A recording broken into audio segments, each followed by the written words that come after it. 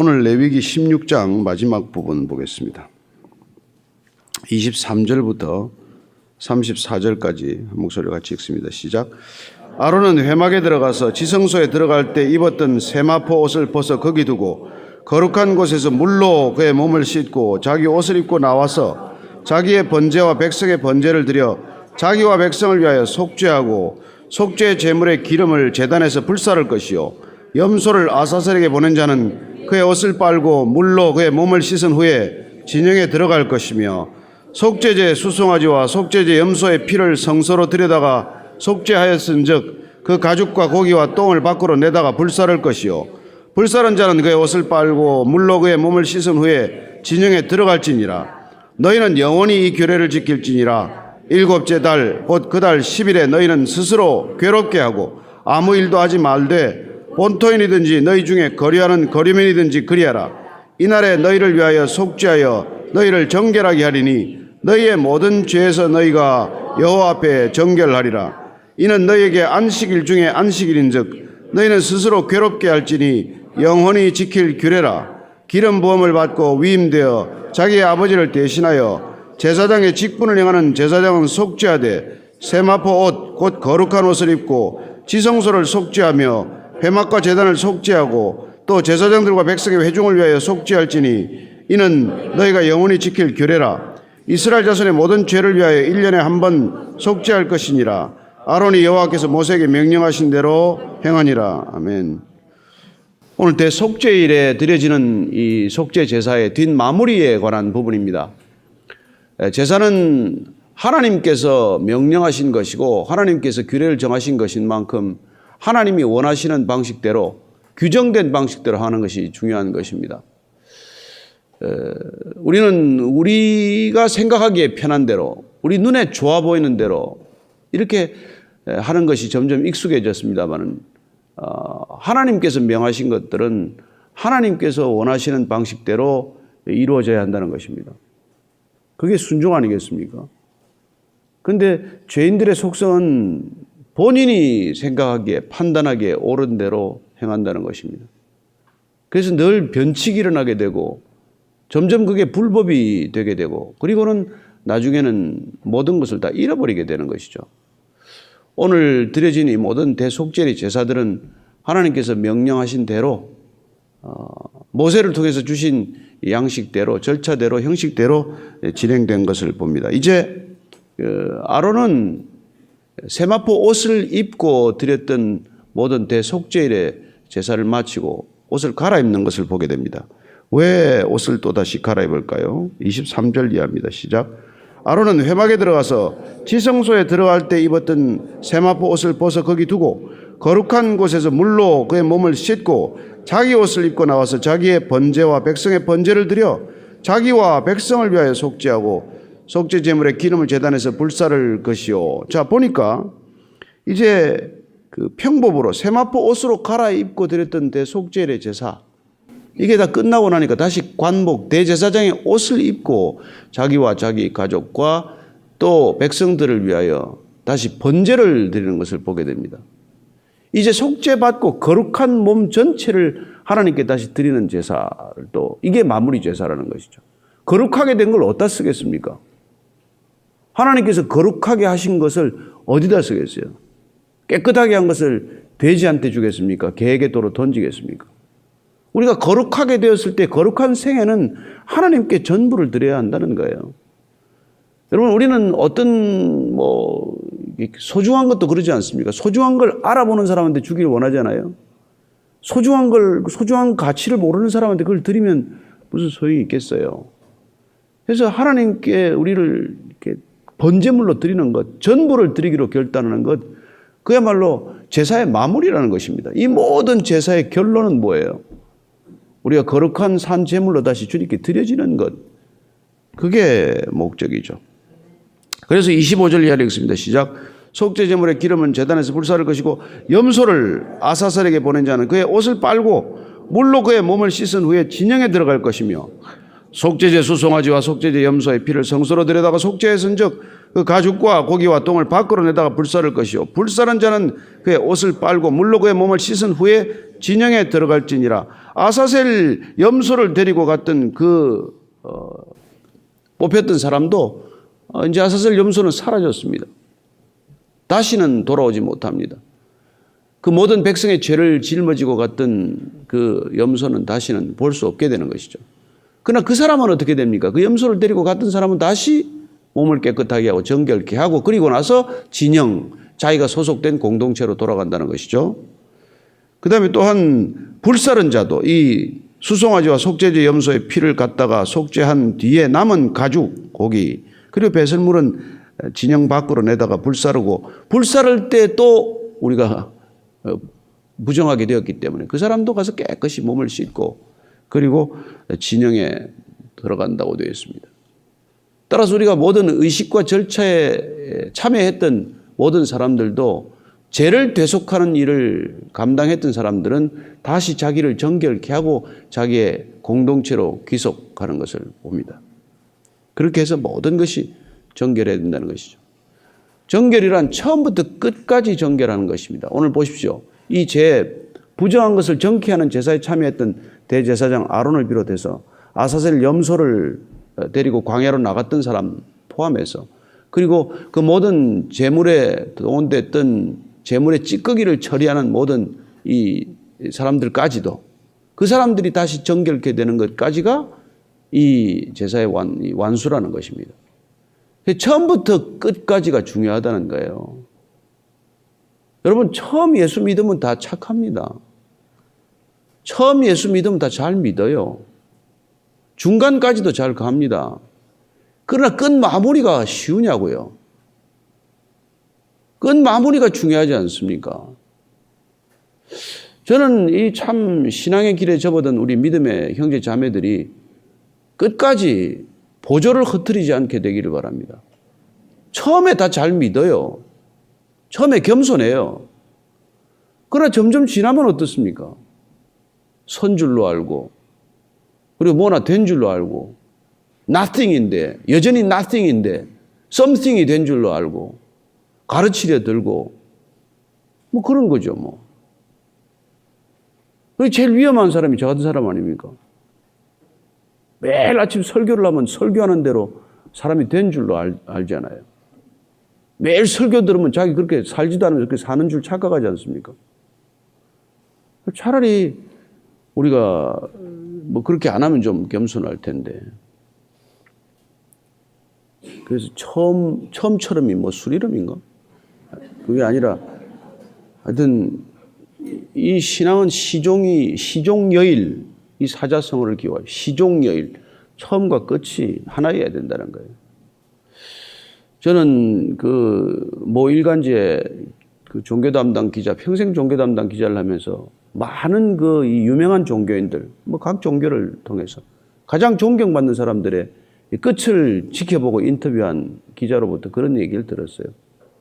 제가 목사 안수를 받거나 찾아왔어요. 선배님, 딱 한 가지만 말씀드릴 텐데 끝을 잘 맺으십시오. 자기가 보니까 끝을 시종여일하게 맺는 사람이 단 한 사람도 없다는 거예요. 알려진 것하고는 전혀 딴판이라는 거예요. 가슴이 서늘하고 등골이 서늘한 얘기예요. 그게 어떻게 그들만의 일이겠습니까? 우리 모두의 과제죠. 그래서 여러분 우는 사자같이 채가는 걸 어디서 채겠어요? 마지막에 채가지 않겠습니까? 처음에 아무리 잘해도 소용없습니다. 중간에 아무리 잘해도 소용없어요. 마지막에 덜컹 채임을 당하면 끝 아니에요.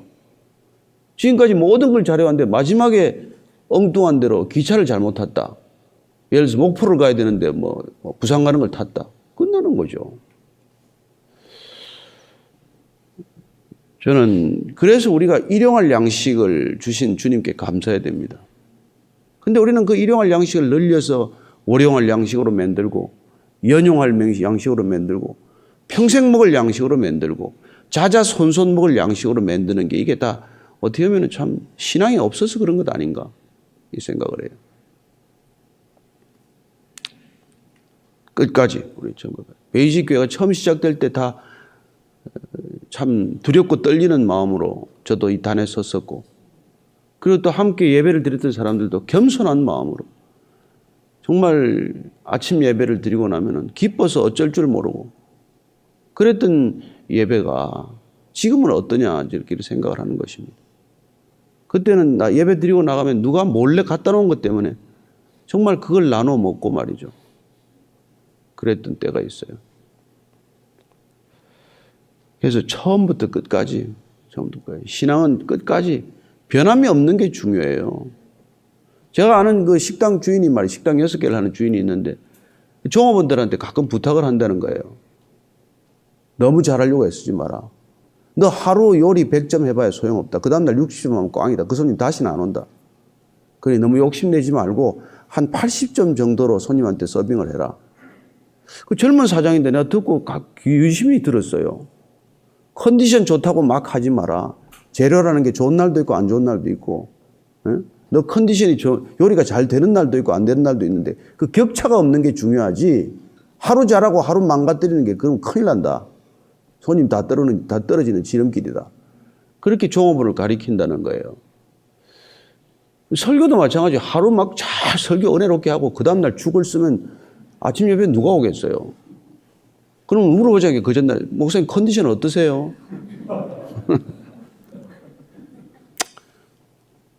뭐 그렇게 비유가 좀 이상하지만 어쨌든 저는 여러분들이 일생 동안 변함이 없는 신앙, 기복이 없는 신앙, 그렇게 들쭉날쭉 안 한 신앙.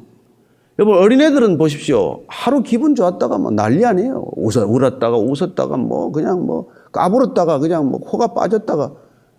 어른이 된다는 건 뭐예요? 표정이 시종여의라는 거 아닙니까?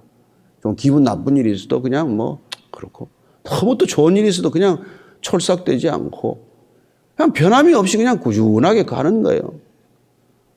근데 미숙하다는 게 뭐예요? 얼굴에 다 써놨어 뭐 그냥 무슨 일이 있는지.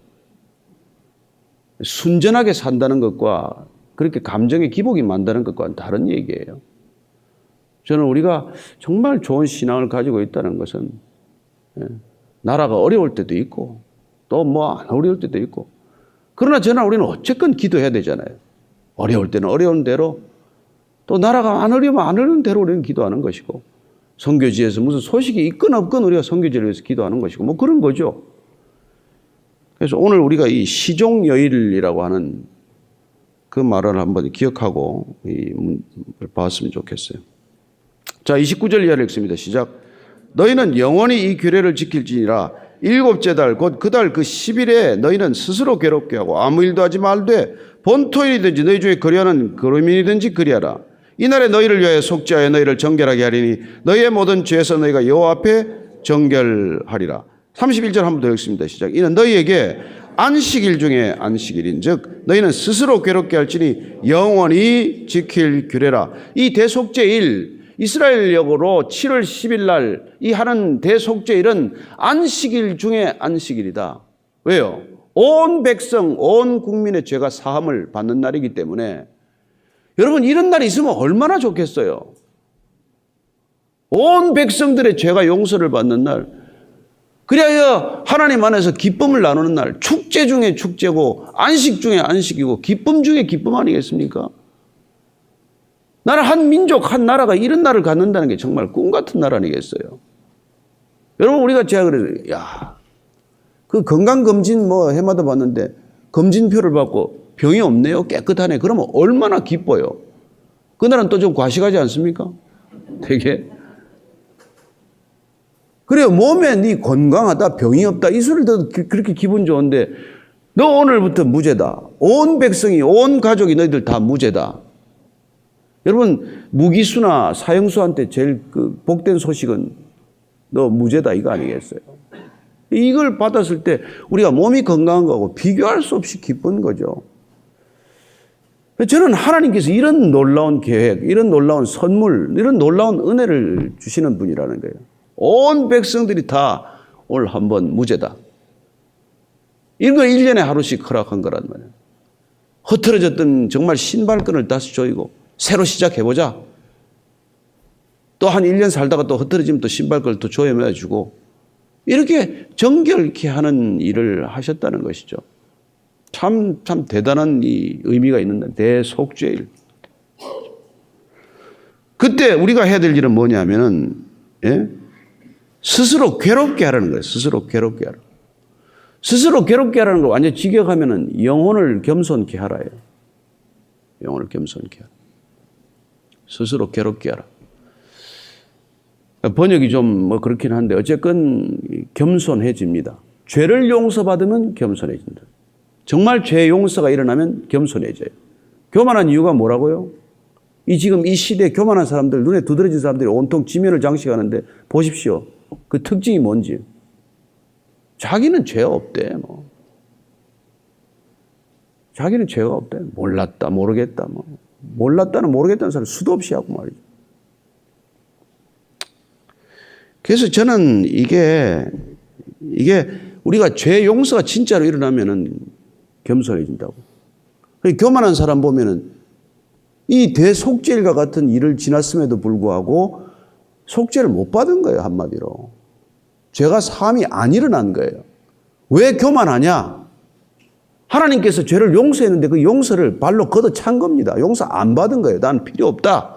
그래서 겸손하지 못하고 교만한 거란 말이에요. 그래서 교만한 그리스도인 있을 수가 없죠.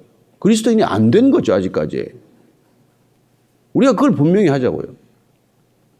저나 여러분이나 교만이 턱까지 찼으면 우리가 아직 용서를 못 받은 거예요. 값없이 용서받았으면 여러분 그렇게 교만할 이유가 하나도 없습니다. 교만할 수가 없게 돼요. 그렇죠? 그래서 스스로 괴롭게 하라. 미시나를 보면 이게 5가지를 하라 그랬대요. 금식하라. 그 다음에 목욕하지 말라. 그 다음에 가죽신을 신지 말라. 뭐 이런 규정들이 있대요. 괴롭게 하기 위해서 이제 그들은 규정을 따로 만든 것이죠. 그러나 핵심은 뭐라고요? 겸손해지는 거예요. 겸손해지는 거. 죄 사함을 받았으니까. 우리가 그리스도인이 되었다는 것은 대제사장이 제물이 되심으로 우리가 죄 사함을 받았다는 거란 말이에요. 그럼 우리는 뭐 억지로 겸손하려고 무슨 이렇게 흉내를 내고 남을 속이고 포장을 해서가 아니라 그냥 그 삶이 하나님 보시기에 합한 삶이 되고 겸손한 삶이 되는 것이죠. 그래서 뭐 스스로 괴롭게 하라고 우리 몸에 무슨 뭐 이방인들처럼 몸에 칼집에 칼 흔적을 내고 뭐 그냥 죽으라고 40일 기도를 하고 이런 게 아니라 사람이 40일 기도하고 금식하고도 교만해진 사람이 얼마나 많습니까? 어떤 책을 하나 사서 봤는데 40일 금식 기도 3회 저자 소개 이게 뭐야 도대체? 아이고 참. 책 내가 읽다가 덮었어요. 책 읽으려고 샀다가 제목이 좋아서 샀는데 보니까 뒤에 저자 소개 40일 금식 3회. 오거스틴이 39일이라고 안 했습니다. 왜냐하면 40일 하면 내가 교만해질까 봐 하루를 스스로 깨버린 거예요. 저는 그런 우리에게 겸손이 필요하다는 거죠.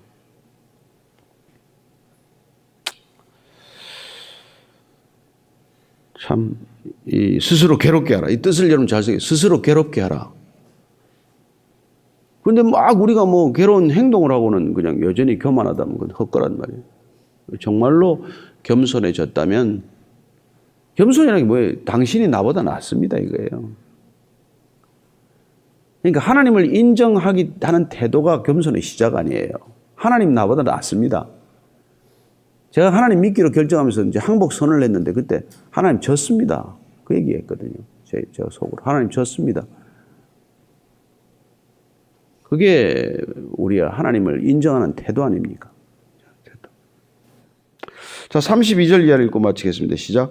기름 부음을 받고 위임되어 자기의 아버지를 대신하여 제사장의 직분을 행하는 제사장은 속죄하되 세마포 옷 거룩한 옷을 입고 지성소를 속죄하며 회막과 제단을 속죄하고 또 제사장들과 백성의 회중을 위하여 속죄할지니 이는 너희가 영원히 지킬 규례라. 이스라엘 자손의 모든 죄를 위하여 1년에 한 번 속죄할 것이니라. 아론이 여호와께서 모세에게 명령하신 대로 행하니라. 다 이렇게 대속죄일의 제사는 끝났습니다. 모든 백성들이 죄 용서를 받는 이 일이 끝났기 때문에 우리는 히브리서를 이해하게 됩니다. 이 히브리서가 얼마나 구약적 제사에 정통한 사람이 썼는지, 그리고 또 예수님을 이 대제사장으로 비유했던 까닭은 무엇인지, 그리고 예수님께서 우리가 오셔서 무슨 일을 하신 것인지, 이걸 구약적 관점에서 자세하게 기술한 것이 바로 히브리서 아닙니까? 그래서 히브리서 3장 1절을 먼저 한번 찾아보십시오. 오늘 히브리서 공부를 같이 하고 마치겠습니다. 올 연휴 시작인데 조금 시간을 더 가지고 히브리서를 한번 보도록 해요. 히브리서 3장 1절을 한번 찾아서 읽어보십시오. 시작. 그러므로 함께 하늘의 부르심을 받은 거룩한 형제들아, 우리가 믿는 도리의 사도이시며 대제사장이신 예수를 깊이 생각하라. 예수를 깊이 생각하라. 이 히브리인들에게 예수를 깊이 생각하라. 이렇게 말하는 까닭은 바로 대제사장이신 예수를 가르치고자 하는 것이고, 대제사장이 아론이 무슨 일을 함으로써 그것이 오실 예수의 표상이 되었는지 그걸 알아가는. 7장 7절 한번 가서 읽어보시죠. 7장 27절. 히브리서 7장 27절. 시작. 그는 저 대제사장들이 먼저 자기 죄를 위하고 다음에 백성의 죄를 위하여 날마다 제사 드리는 것과 같이 할 필요가 없으니 이는 그가 단번에 자기를 드려 이루셨습니다. 대제사장인 예수님께서 무슨 일을 하셨다고요?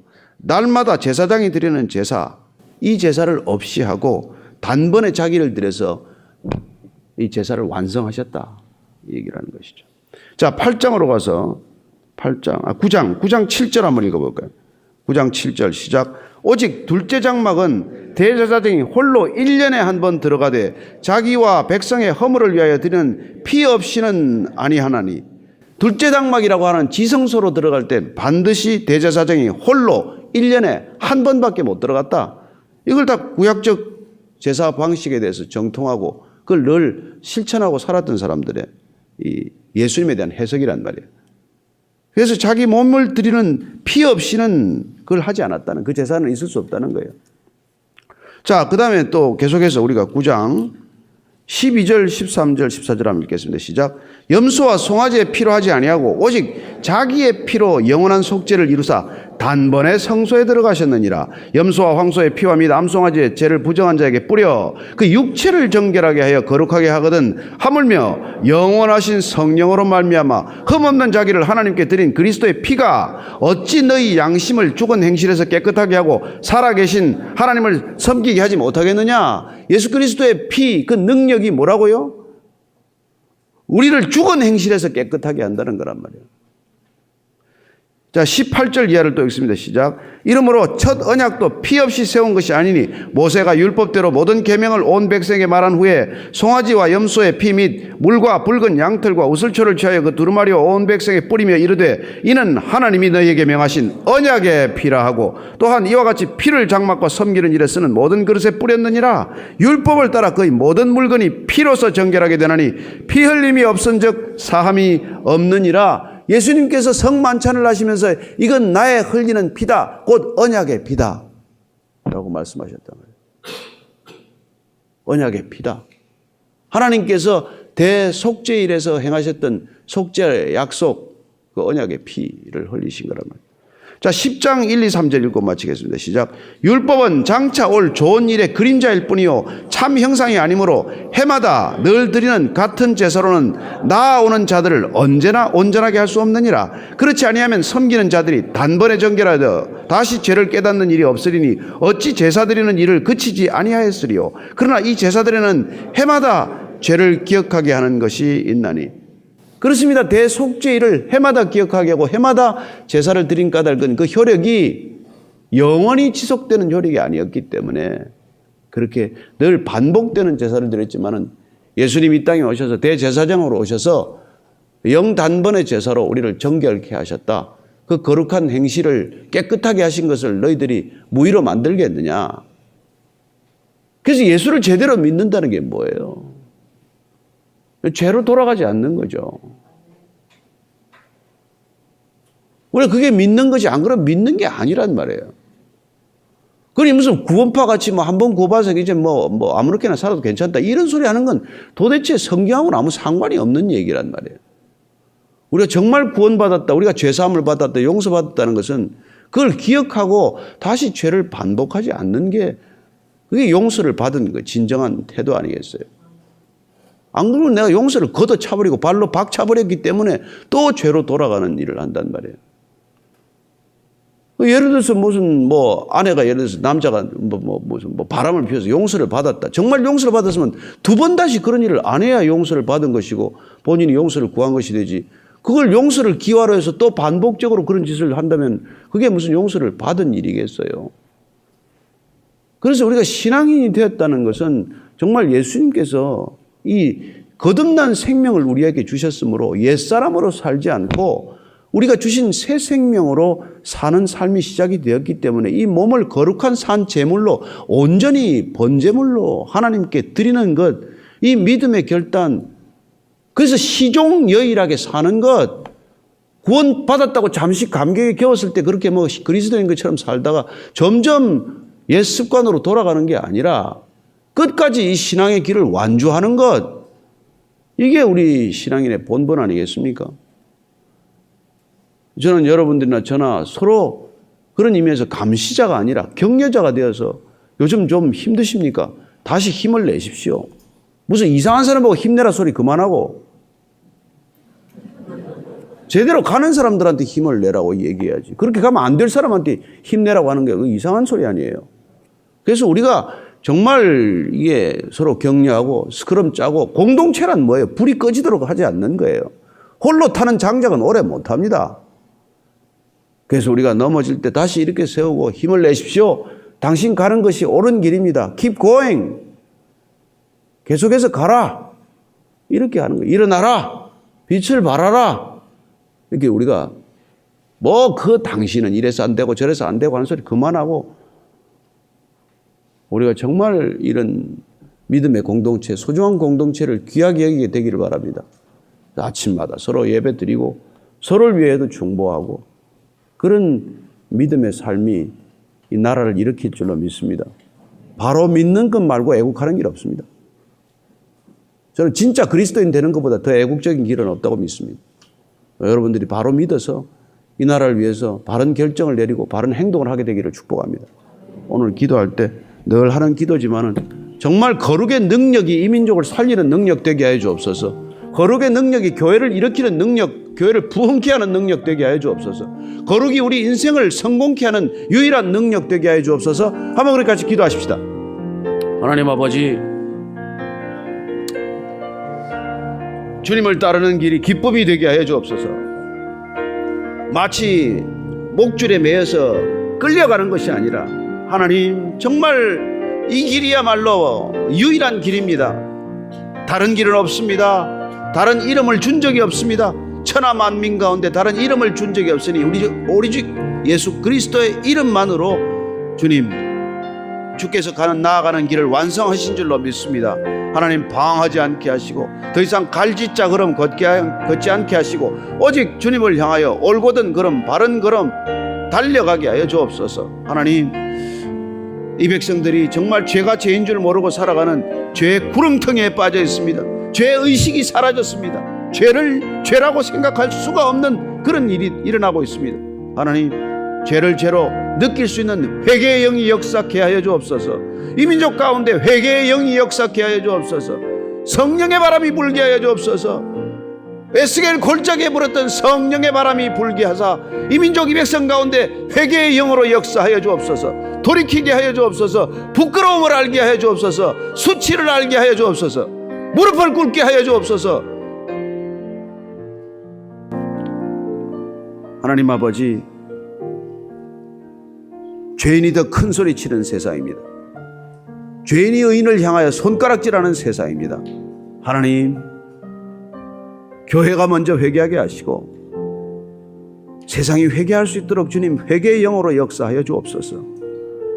이 땅 가운데, 북녘 땅 가운데 죄를 죄로 알고 부끄러움을 여기는 그런 일들이 일어나게 하여 주옵소서. 하나님 앞에 두 손을 들고 무릎을 꿇고 통회하고 자복하고 통곡하는 그런 일들이 날마다 기적처럼 일어나게 하여 주옵소서. 하나님, 저희들이 먼저 회개하고 저희들이 부끄러움을 알고 저희들 자녀들에게도 부끄러움을 가르치는 부모가 되게 하시고 정직함을 가르칠 수 있는 부모가 되게 하여 주옵소서. 교회가 그런 거룩의 기준이 되게 하사 하나님, 세상으로부터 적어도 거룩하지 못하다는 이유로 조롱받지 않게 하여 주옵소서.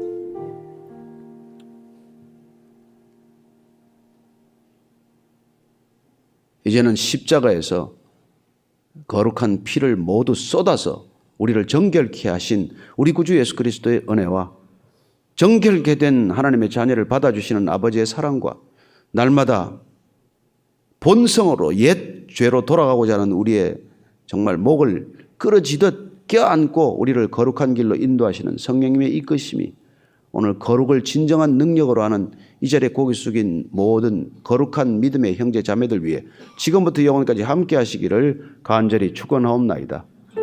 아멘.